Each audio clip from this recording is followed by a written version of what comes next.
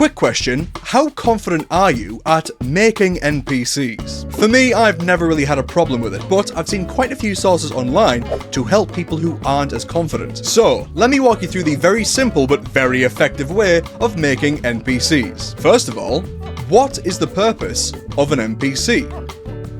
Now that's a question with no one answer, but a good place to start is, of course, they are aware that you as the GM can voice the world that the players are in. This might be their most important role. Are there problems in town, or are people afraid of what the BBEG has planned next?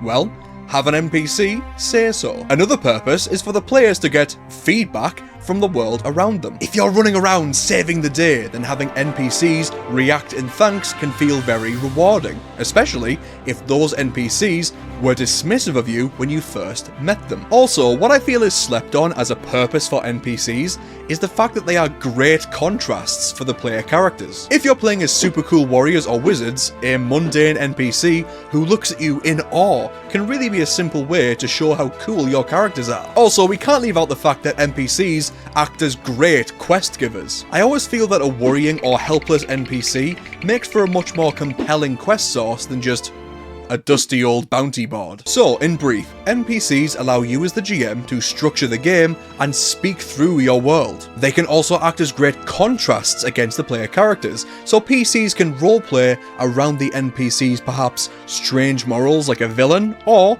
act heroically around mundane peasantry NPCs. And with all that being said, let's actually make an NPC. When making an NPC, you should first consider what they are and what the players see. If you're playing a game like D&D, you have a number of species to work with, and if you're the DM, you should have a fairly good idea of how common each of them are in a given place. But also consider that NPCs could be anything, not just a random villager, but a clockwork guard in a magical stronghold, or a fearsome dragon. Then, consider what distinguishing features that you can see, beyond just what they are. This is where you can really start to tell stories with the people that the players meet. Is the NPC wearing ragged garments and has muck all over their face?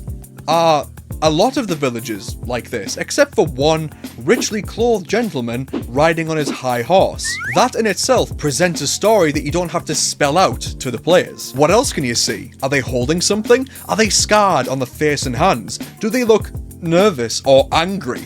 How do they react when they see the PCs? If that sounds like too much, just take it simple.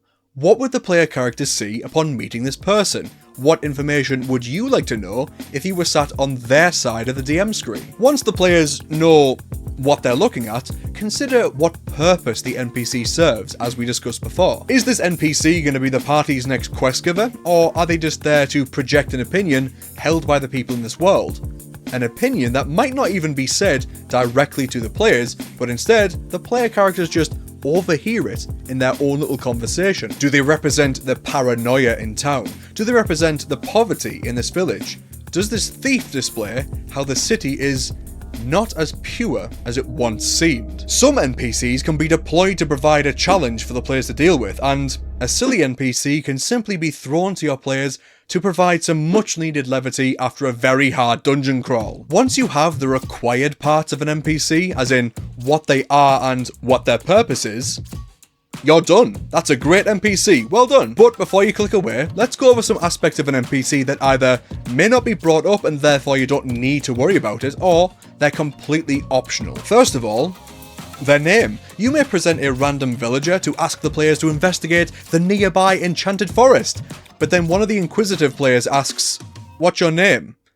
And you sit staring at your notes for a couple of seconds. An amazing tip that many swear by and is super simple to deploy. Just assemble a list of names on a piece of paper and cross them off when you use one. For example, my very high-tech piece of paper has both masculine and feminine sounding names, surnames, and more weird names, but you just put on whatever names would fit your world and game. And you might eventually get to the point where you don't need the piece of paper. You can just instantly create a random name off the top of your head whenever a player asks. I can do this, but when it comes to elven names, I end up just blurting out a sound that doesn't feel very fitting, so don't be afraid to make a list. Next comes the question of, so, what do you do around town? In this circumstance, just think, where is this NPC? Because if you say, I'm an artificer working on the construction of thinking and feeling golems in a town where half the population is almost penniless and work in coal mines,